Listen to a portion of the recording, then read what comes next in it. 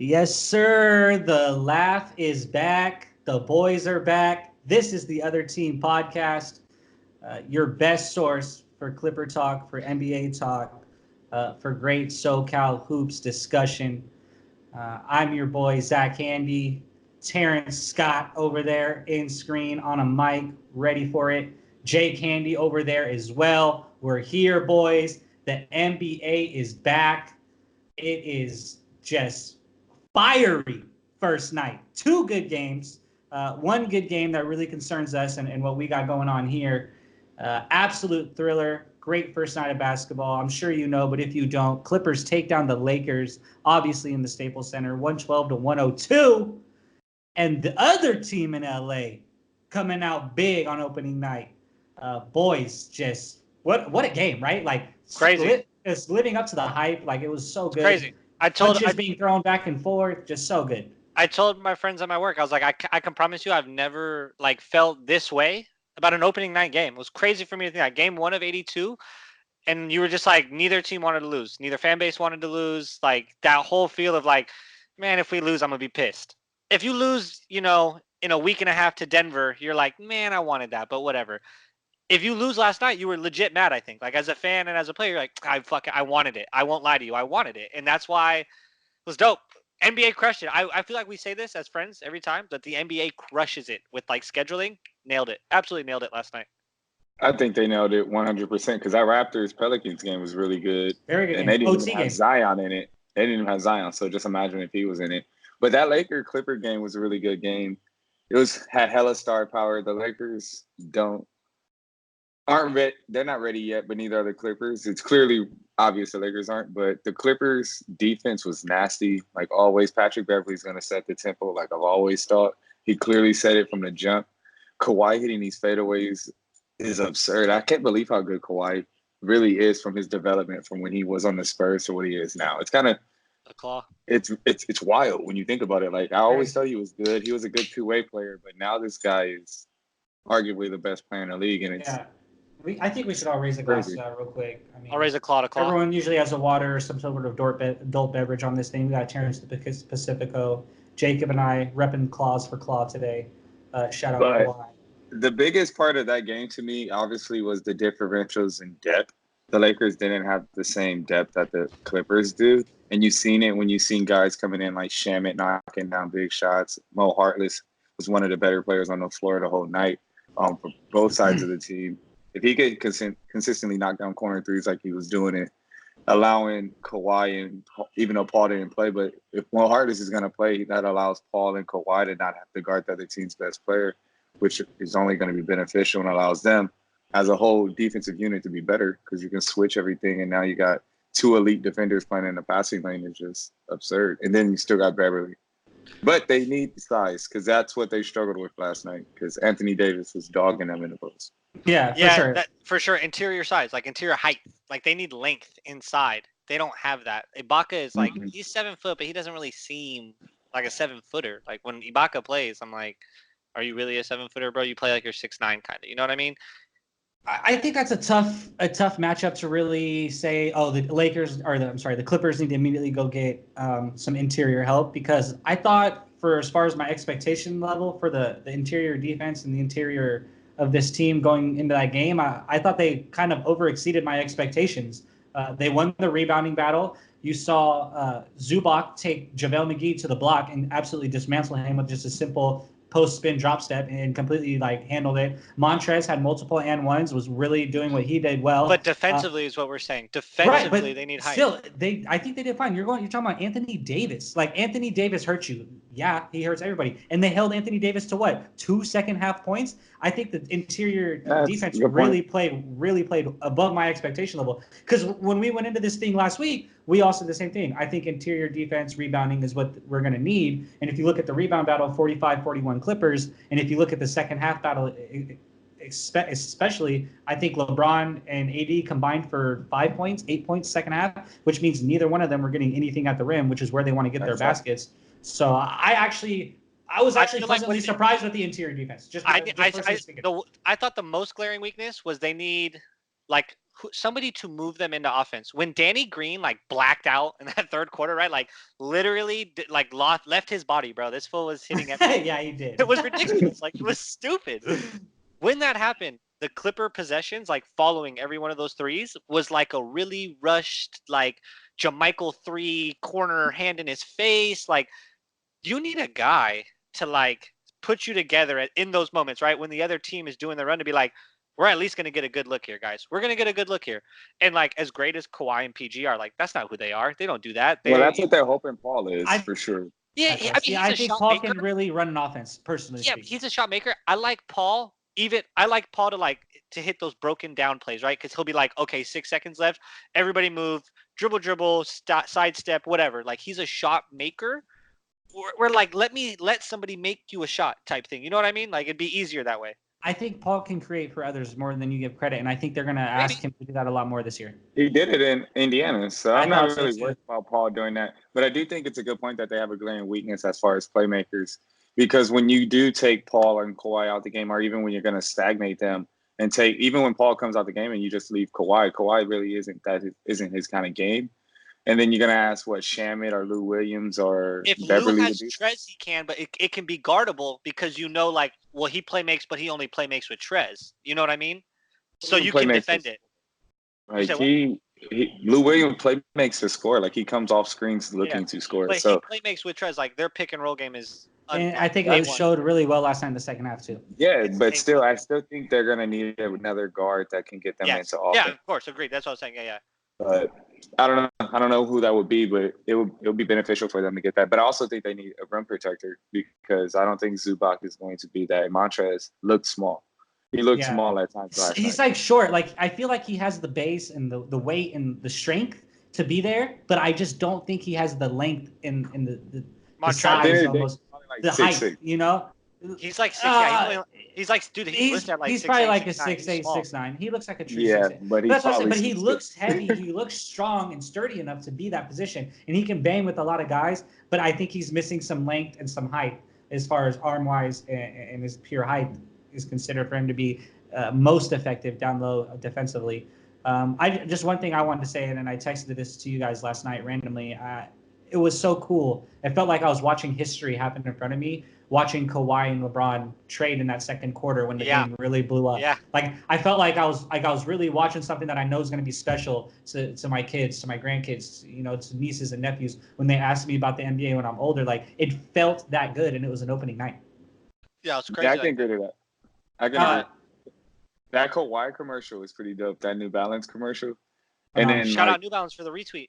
And then it was just like when LeBron said it's not a rivalry, but like they got all this PR coming from the Clippers, and like Kawhi definitely is calling your card. So what do you mean it's not a rivalry? Doc Rivers is like king petty right now. I love it. He's like so petty. Even after the game, you heard him at first. Like, you gotta love it. You gotta love it. It's so funny to me. I love it. Doc Rivers is the king at like subtle jabs in his press conferences. He tried to call them out for like claiming all their championships. They've won like 11 in LA. Like they still have won a ton in LA. Like he's super petty right now. It's so funny though. Like because it was like you can't count the Minneapolis ones. Like you put enough success. Like sure, okay. Well, I still have 11, loser. Like it's like actually I thought it was a good point though, because it's like no, you can't, but yes, you can. Because technically you can. Because I do get it. But I'm a Dodger fan. I love to claim that Brooklyn stuff, but it's because it was still the same team, kind of. You think, but I don't know. I get what you mean. So back to the game though, there was. Oh, go ahead, Zach. No, go ahead. I was just gonna say. So besides, right, the star power, Anthony Davis looks spectacular, right? Braun is. Oh, that's great. I was just about to get this. Kawhi Leonard. Kawhi looks spectacular. 30 points, right? Just unbelievable. Give me one thing outside of the star power, outside of what we thought coming in. Give me one thing that stood out from that game to you guys. Could be either team, either side of the ball. Terrence actually mentioned it earlier. Patrick Beverly literally stands out in every basketball game he plays, and it's like in a good way. He stands out. They said he was 1 of 7 in the game. I have his stat line in front of me if you'd like. It's hilarious. He was it's so 1 Beverly. of 7, it's so good. And the guy said, he goes, Patrick Beverly was 1 of 7 tonight, but the Clippers don't win that game without him. The truest statement. The Clippers don't win that game without Patrick Beverly. His best play was a simple offensive rebound. It came on top of LeBron James when they were up 8 points. But it stopped a run just like that. It stopped it. But that's what worries me about this Clipper team. is that it does. I think it's part of the strength, in my opinion. But I don't know. I love what Patrick Beverley brings to the table, his defensive effort, but it's like in a 7-game series, Patrick Beverley putting up stat lines like that is gonna be an issue. 100%. One of 7. Go ahead, Zach. No, go ahead, Jake. I was gonna say I think he disagree because they took the dub 6 when he put up stat lines like this, and you just gave me like Kawhi and PG. I don't know. That's pretty good. I felt like I he kept him understand that. in That's those last games year. regardless of the stat line. But balls bounce different every year, so I don't want to base it off of last year. And it's just like if he's gonna continue to do that, teams are gonna continue to sit on that. I love Beverly as a player. I love his intensity. I think starting him you have to start him, but they do need to find another player, either through free agency or not through free agency, or through like whoever's available, or try to trade for somebody or develop someone within. I don't think Shaman has that within him, but he's a just sniper. But I don't know. That worries me. But to answer your question, Zach, I think I've already said it. I think it's Mo Heartless. His versatility, and if he's going to be making shots like that, it really helps that team so much because you have 2 elite wing defenders already with Kawhi and PG. Just adding another guy that is a solid defender, and if he's going to knock down shots, that allows your 2 stars to rest, and then puts them in the passing lanes, which I believe Paul was either led the league in steals last year or was either top. He was amongst the top. Yeah, he was on the Paul top led that the league in list. steals. Yeah, I thought he led the league in steals. So to add him and let him play off ball is just absurd. I'm gonna tell you right now. That's what I thought. If Patrick Beverley wants to take 7 shots a night, I don't care if he misses all of them, as long as if he puts up the rest of it like he did. 10 rebounds, 6 assists, 1 block, 31 minutes, plus minus of plus 13. You're not 7 shots. But 7 shots is nothing in 31 minutes. I don't think really. It's not a problem. Were they bad shots? I feel like they were open threes. Yeah, he had a couple, sporadic Pat Bev type shots, but I think I am completely fine, and I think he gives this team exactly what it needs, and I think he's a major part of this team's identity, even with the 1%. 100%. Like 100%. I don't know. Patrick Beverley was part of what I was going to say. One thing that stood out to me was I have 2 stat lines of 2 players, and coming into the game, you'd probably say they're of relatively comparable skill, right? These guys are basically probably somewhat the same skill level in the NBA. I have 27 minutes, 0 of 3, 3 rebounds, 3 assists, 1 turnover, -8 plus minus. The other one is the aforementioned 31 minutes, 2 points, 1 of 7, 10 rebounds, 6 assists, 1 block, plus minus a plus 13. KCP with 27 minutes on an NBA floor in a game that was so wide open for so much of the game in the middle part. How did he go 27 minutes and not score a single bucket? And then they repetitively had him guarding Kawhi Leonard. That aspect of the game, I felt like Frank Vogel in that specific aspect of the game got so outcoached, and it really halted the Lakers from having a chance to win that game. Those 2 things stood out to me. Defender. I don't know. And when did KCP warrant 30 minutes on a night where he can't find any rhythm offensively, and he's not a lock? Low-key, in the 4th, you just tied the game up, and you just were like, "All right, KCP, let's go play the it. 3," because Danny was playing the 2, lighten it up, and then so that dynamic, I felt like that really showed coaching. Doc Sky was also not hitting from the field, but Doc Sky was impacting the game routinely, every possession, offensive rebound down the stretch against LeBron James.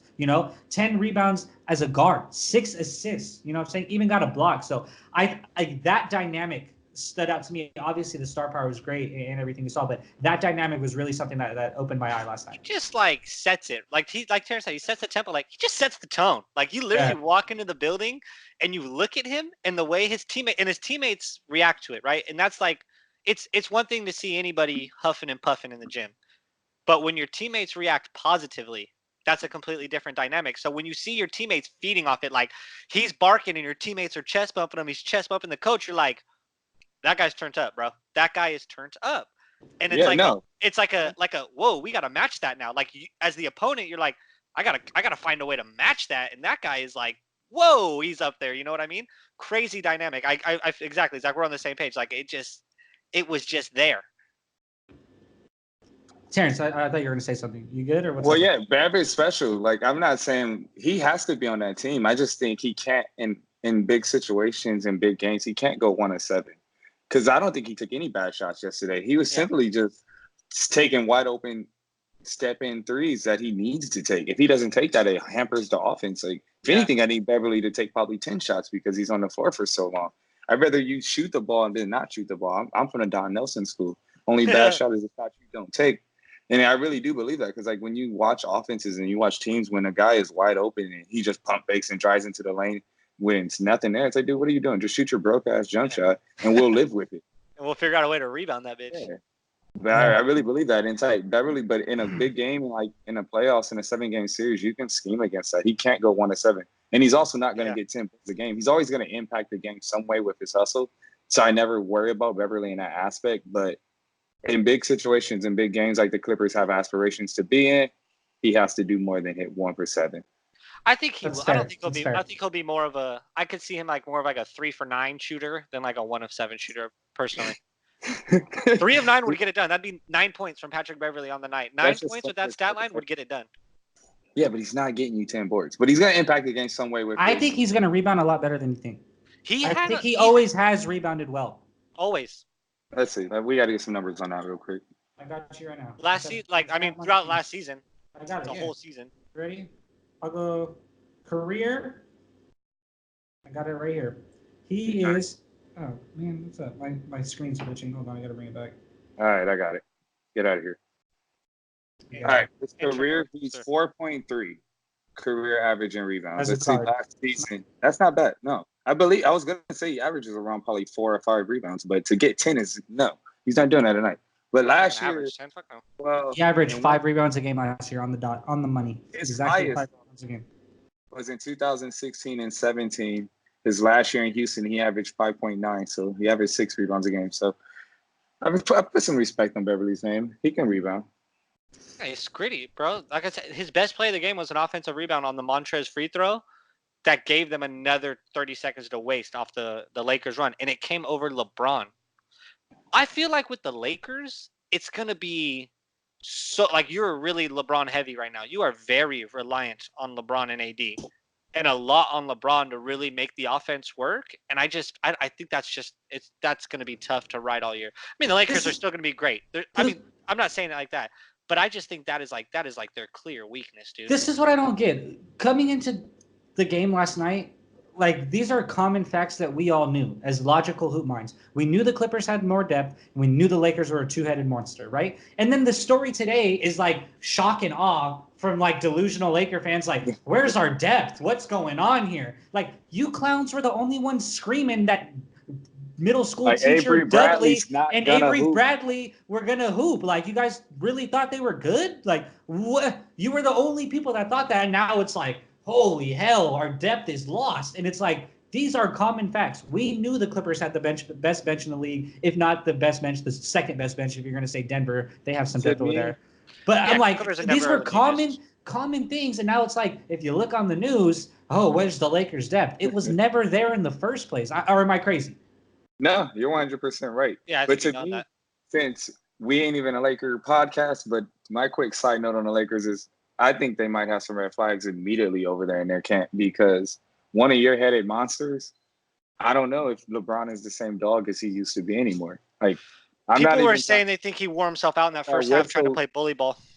That's what some people were saying. This is the thing about LeBron. He's never, ever in his life, from even year 1 to year 2, or even in his prime, ever had a crossover. His whole career has always been built off bully ball. But we've always said he's defined logic because this man has never lost a step. Bully ball and just like getting out. Exactly. He's in year 16, he didn't lose a step. Well, he got hurt. But like year 15, he had no steps lost. So it's like he's always been able to keep that same pedal to the metal bully ball style since year 1 to now. But if naturally, sooner or later, we don't know if it's this year. I could be blowing the whistle too soon. But sooner or later, he is going to lose a step. And if he does lose that step, his game isn't going to just translate to what we think, like Kobe and Jordan did where in their later years, to where he's just going to take you to the post and dog you with his footwork, because that's not who he is. So he's never going to transform into that. That's why I thought it was interesting when the Lakers management said, we're going to put him to a point guard, because I think they saw that coming as well, but they still want to use his mind and his passing skills. Mm-hmm. But with that team, he has to score because they don't have depth. Now, if they could have added the superstar team that he wanted, because I think LeBron knew this as well. Why do you think he always wants to play with superstar players? It's interesting. So they he tried to knew. get Kawhi, dude. Yeah, it's like because he might know in his own mind that he might be losing his step, or it could just be that because he definitely looks tired towards that end of the game. And Father Time is undefeated, dude. Like he's went to the finals almost 10 straight years. So if you add that with the actual years he's played, this dude has to be on like year 21 actually instead of year 17. So it's a lot of mileage. And this dude was always going to state championships as a kid. Like, dude, you've been playing deep your whole life. Like, you're a winner. You're a winner, kid. Yeah.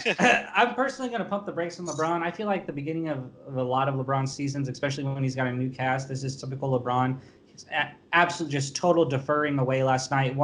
Trying too hard to get everyone rolling, everyone feeling good, everyone hitting buckets. Like, that's what it felt like to me. And he forced his way into some turnovers. Like, when he was like, it's not a rivalry, and like, he's just trying to red flag.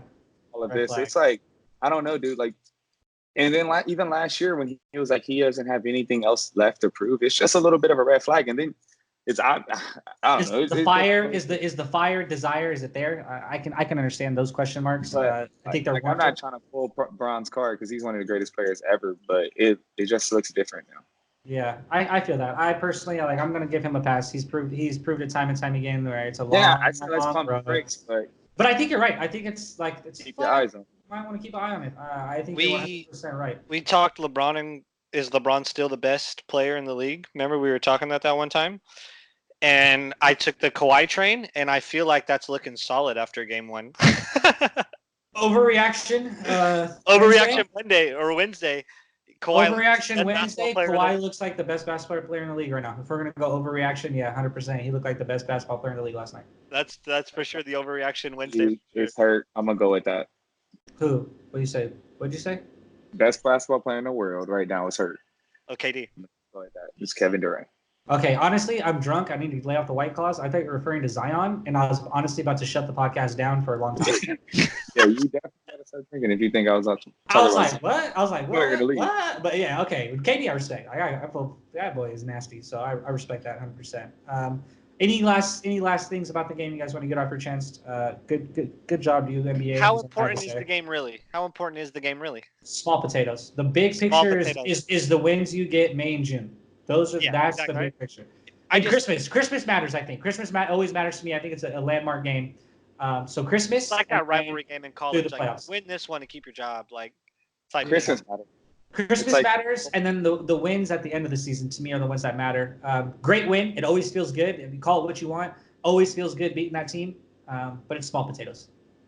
So just like Doc entered the press conference, 1 of 82. Next question. Yeah, but it is though. It's a good win and it feels good. We'll hoop and holler about it and talk some shit in the locker room. But 1 of 82, get out of my face. Like, I'm not gonna make it. It matters more. Loved it. I mean, it matters more to the Clippers trying to establish their identity in Los Angeles. It matters more to the fan bases because it doesn't matter, but at least gave the Clipper fans something to be like, ha ha, and then it gave the Laker fans to be like, damn, do we got a lot of problems? So right. It made like when the Yankees beat the Red Sox, even when they do it in May, even when the Yankees beat them in May, it always feels good, or vice versa. It always feels good. It's Yankees Mets. I'm sorry. No, but the rivalry is Yankees and Red Sox. Yeah, but in this matchup, you guys are the Mets. That's okay. I feel you, but nah. Let's just not. The Clippers' only rival is. Well, the Red Sox have championships, so. Yeah. Okay. Listen. I don't know why Terence always has to go down these weird roads Terence always has to go down this weird road on this Clipper podcast. Hey, so we got to reel him back in. We got to bring him back. Someone bring him back in. Weird looking hat. Don't worry about my hat. You just wear your beanie, Slim Shady. I will say the last thing I have to say about this game because we won last night. Before we move on is 27-10. It's the Clippers' record over the Lakers in the last decade. I think that's pretty good and speaks to the directions these two franchises have gone in over the last 10 years. It just shows you how blind the fan bases are too. Because if you ask the average Laker fan, they would have no idea. No, they would have no idea they're 10-27 against this team in the last 10 years. It's insane. But moving on, we were talking and we got a couple minutes left. We want to do some under the gun, way too early predictions for the season, and this is one thing I love to do. as a It's one of my favorite broadcaster, things as a a radio fan. guy, now a podcast guy, as a fan, friends at a bar, all that type of stuff. Just the guy that likes to talk sports. I love the way too early predictions. They're going to look so goofy in a few months. It's going to be spectacular. Someone lead off with the I'm category always though. right. It's fine. Yeah, right. Okay. We'll go Okay. with Roy. Roy. Oh, I'll go with this easily. It's that man in the South, Ja Morant. I watched him earlier today.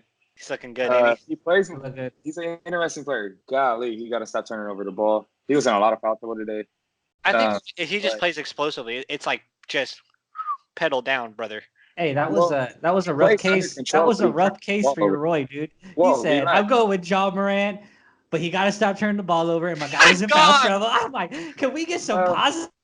Well, I watched the game and then he did Ain't nobody going to the fucking all casino over. with Terrence's But fucking Roy Ja pick. Morant is still going to be the rookie of the year because Long he's season. the best talent easily in this rookie class and he has the most opportunities outside of maybe like RJ Barrett.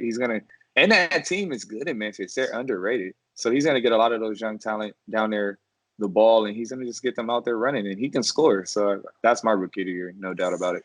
Book it.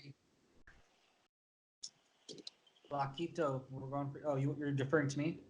I'm going to last second change of heart. This is an Omaha at the line. I was going to say someone different. Tyler Hero. No one likes. Dang. No one likes the I thought talent. that was- I thought that's who it was. It was. That's why I'm upset. It is Tyler Hero. I knew it. No one likes the tattletale, man. No one likes someone that spoils the ending. But yeah, I do. I like the more I watch of this kid, I just love his game. And talk about a guy that's going to get opportunity in Miami. He's going to get plenty of burn. He's going to get plenty of opportunity. And when you're trying to predict awards like this, I think that's what you got to look for. Is a big key. You gotta watch out for Deion Waiters. So I was at I fight TNT. him. Quick side story about Hero. I'm at TNT Roadshow yesterday at LA Live, having a good time. Chuck's there. Chuck starts talking to a Heat fan about Tyler Hero, and Chuck said he went out of his way after the Auburn-Kentucky game to walk onto the bus for Kentucky and meet Tyler Hero and tell him that he is a special kid and that he really loves his game. And I was like, oh, okay, Chuck, like I respect that. Like it really. And then I just keep watching him, and I keep seeing how he did well against tonight. He looked okay tonight. I think that guy has a legit shot at it. You know, if he shoots the lights out. I love that pick. Yeah, it's a good. I think I like it. My Roy is gonna be. He's injured right now, but it's gonna be Zion Williamson. He's still gonna win it. He's gonna live up to the hype because Zion always does that. Every time there's a big hype game that Zion might not live up to, he dunks it 10 times and he does it. He's gonna splash hard, and the hype will carry him through riders. It'll take the riders will ride this hype, especially if New Orleans is somewhat competitive, which I actually think they will be. I think they'll be a pretty good team this year. If he comes in and contributes at like a high pace and helps them ride that wave to like get close to the playoffs, or if not, sneak into like an 8 or something like that, then Zion's going to have all the hype behind Roy in my eyes. And it's something that the Riders would run with in my eyes. And I'm going to go Zion with it'll be like one of those weird ones, right? Like least amount of games to win Roy. He's going to have it with like 58 games played or something like that. Before we move Dang. on, I'm gonna let you guys Hot know take Wednesdays. it's about to get hotter because Zion's done for the year. I don't think that kid plays another second in the league this season. I could be wrong, but I really think What they're led you just to going to think be that? conservative. It didn't just seem like- that severe to me. Well, just At think all. about it. His first few games at Duke, he gets hurt. Comes back, okay, he looks good. Comes down to Summer League, first game, gets hurt again. It's like, okay, get back. Okay, he gets to get back in the shape. Then he comes out, plays in preseason, gets hurt again. It's like, okay, let's go back to the drawing board. It's like sooner or later, they're just going to be like, look, kid, let's focus on getting your nutrition right, and we're just going to sit you for the whole year, give you a whole new rookie season. Because really, what's the point of bringing him back with 35 games left in the season? You know what? He's what, not David missing Griffin? 35 games this year. Yeah, they say that now, but what's the point of rushing him? Really? He's gonna If it's miss 12 like what, games? What if 12, it's 15 games? Yeah, 8 6 weeks. to 8 weeks. It's gonna be It like is- 12 games. That's You what only 2.5. play. You only How do we play get 2 to games. 35? You only play 2 games a week. 6 But- times 2 is 12. Isn't it what 2.5 months? Right, but you only play 2 games a week on average in the NBA. No, So it's not 2.5 months. It's 6 to 8 weeks. I heard. Not 8 to 10 or Yeah. 10 to 12. When it's like 10 to 12. I'm just saying it's speculation, but that's what I think. Do But you know what moving David on, Griffin would say about that nutrition comment? I'm not talking about his nutrition. I don't know what You it said is. you need to get his nutrition right. I'm just saying that's something they may tell him. I don't know what it is. I just know the proof is this kid keeps playing and he keeps getting hurt. And I don't know. David Griffin would say you're asinine. That's what he And said. He said anybody who questions Zion's nutrition and his weight as a health thing is asinine. It's a funny comment. I 100% question it. He doesn't look fat or out of shape, but he looks too big for his explosive ability. Yeah. So you need to find a way. You have to find a way to slim him down. Kept asking him. Yeah, When the David reporters Griffin kept is asking him, asinine that's all the what he time said. too. Although I'd love to have you on the show, David. What's the 6 man? What's wrong with the year? for just being honest. He hooped last night. Lou Will. It's his award. He's amazing, and he was. Six man? He hasn't lost a step. At least not yet. In fucking game number 1, Lou Will. Until the Lakers sign Jamal Crawford, it's Lou Will. Ooh. I'm gonna go with somebody different. I'm gonna go with the man in Brooklyn. I'm gonna go with Spencer Dinwiddie. Out of Taft High School. God, shout damn, out to the I love that Clippers. pick. Shout out to the LA area, Taft High. But yeah, I'm gonna go with Spencer Dinwiddie. I People think don't he's realize gonna it yet, but LA is really the mecca of hoops. Like we have the best. Oh hoops yeah, we'll get these buckets all day out in the LA area. But I think Spencer Dinwiddie's gonna be not rookie of the year, 6 man of the year. Like that. I just think he's gonna have a lot of opportunity. Definitely playing off ball and playing on ball with Kyrie Irving late in the fourth quarters is gonna be nice to see. Depoy. Go Bear. Easy call. Mo Harkless. I'm just kidding, Kawhi Leonard. Mo Harkless. Good. I'm just kidding. We got to get a version of this to Mo so you can enjoy that. That was good. I'm gonna go with Joel Embiid because he said that's what he wants to do. I heard it today. Honestly, my pick earlier would have been Rudy Gobert, but I was watching the Sixers game on ESPN, and he was like, "I got 3 goals. I want to be Defensive Player of the Year. I want to win MVP, and I want to win a championship." And I was like, "Well, shit, dude. 2 out of those 3 things can happen. So I'm hoping one of those are to be Defensive Player of the Year. I don't think they're gonna win the championship, but also I do think they could win the championship. So who knows? But I do think he could be Defensive Player of the Year though, if he puts his mind to it. Yeah. The only reason why I don't think Claw Jake is there's too much defensive presence on this team, and I don't think any one person is going to be allowed to stand out. I think it's already like part of the identity is that it's a collective group defensively, and I think that hurts his chances. Dark horse is Beverly though. He's going for that Defensive Player of the Year. I feel that. I like that. I feel that. What about most improved? This one's kind of hard to predict. Most improved is always super hard to predict. Bam Adebayo. Love it. Love Bam Adebayo. I think that's a great look at it. I would say, gosh, it's tough. I would probably go Bogdanovich, not Utah, but Kings. Kings Bogdanovich. I like him. I think his game's done nothing but improve since he's gotten in the league. So I would look for him to be in an award like this. I'm loading up on Clippers. Zubac. Ivica Zubac becomes. Knock it off, Jacob. God. Becomes an integral part of this team, bro. Come on. Nah, I don't know. Honestly, I have no idea who's gonna win most. This team's just gonna sweep the awards. It's gonna win the finals. Might not lose the game. Jacob's just going for it, huh, bro? No, it's not gonna be Zubac. It's not gonna be Zubac. I'm totally kidding, dude. It's funny. Honestly, I have no idea. I think it's either Markel Fultz. I watched Orlando today. I really liked what I was saying. He's gonna have hype if he plays good. I like Fultz. He's gonna have hype if he plays good. But I really like Bam Adebayo. If he could stay out of foul trouble, man, Miami. Comeback player of the year. Is that too hard to already predict? That's the same thing. It's most improved. They renamed it years ago. Are you sure? Welcome to the NBA. Positive. Oh man, I want to change my pick because I thought those were 2 different ones. I'm gonna say Joe Johnson's gonna sign with somebody and ball out and win one of those awards. No. He should have made the Pistons roster. They don't even have Blake. Shout out to Christian Wood from the 661 AV area. He's the last pick. He's the reason why Joe Johnson got cut. So, but I can't get mad when it's a Pete Knight cat.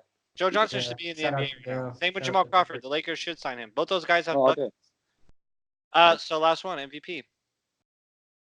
You know who I want to say? Go ahead, Terrence. We know that you're not gonna. Yeah, where are you at, Terrence? MVP. I watched it preseason and realized the only way this team is any good is this man has to average 35. So I'm gonna go with Golden State. Go with Steph Curry. Love that pick. Actually, that's a good pick. That's educated because it's a good pick. Team opportunity. They are too competitive to not try to just lay down and wait for Klay to come back. Obviously, when they went and picked up D'Lo, so I think him and D'Lo being off ball is only going to help them both score more. So book it. Steph Curry winning MVP. Trae Young. Just kidding. It's Claw. It's Kawhi. Yeah, I do. I like Claw too. I think the hype this year, the NBA is going to want him to win it. They want this team to be up there and to live up to that story. I really like Kawhi for that award this year. Same. Claw, baby. Claw's the law. He's the best player in the league right now. He's going to win it. Claw is the law. I like that. That New Balance commercial so dope. So dope, man. When he starts the car and it's got the crown thing, whew, I was like, oh, okay. We went there. We went there off rip too, like fucking 2 cuts in. I was like, well, okay then. Yeah, for sure. It was gnarly. Wow, boys. Well, that's EP1. How did it feel? Felt good. I got a fire burning in me. Can't wait till Zubac wins Most Improved. This is coming soon to a headset near y'all or office space near you. Car radio, like a car speaker. In your car, walking your dog, doesn't matter. Just bump it in your headphones because it's walking your premium dog. content. Premium content right here. Dang, We're only gonna get better as the days go on, as the content gets here, because the Clippers are here, man. They're contenders. For sure. The It's Other amazing to Team see. podcast. Don't forget it. This is the Other Team podcast. Who would have thought the Clippers are contenders? Who would have thought, huh? Not me. Insert Look that at us right now. Look at us, huh? Look at us three, Look huh? at Who would us. have thought, huh? Not me. Man. From here to contenders. Who would have thought? Who would have thought, Montrez man? did it last night. Who saw him do it? Montrez did it I last didn't. Yeah, I saw it. I was like, hey, I was in the crib, like, let's get it. I was like, no, nobody gets it? Fuck it. Like, Yeah. That's kind of Love sad. it. Nobody got it. Yeah. when I was at Buffalo Wild Wings, all Laker fans. They don't know anything but Laker hoops. Yeah. Oh, Yeah, well, they don't know hoops anyway. right. I'm not even sure they know Laker hoops at this point. They thought they had depth, but that's a discussion for another day, children. Another day. But yeah, so you know what it is. You guys gotta follow all of us. I'm at Zachariah Handy.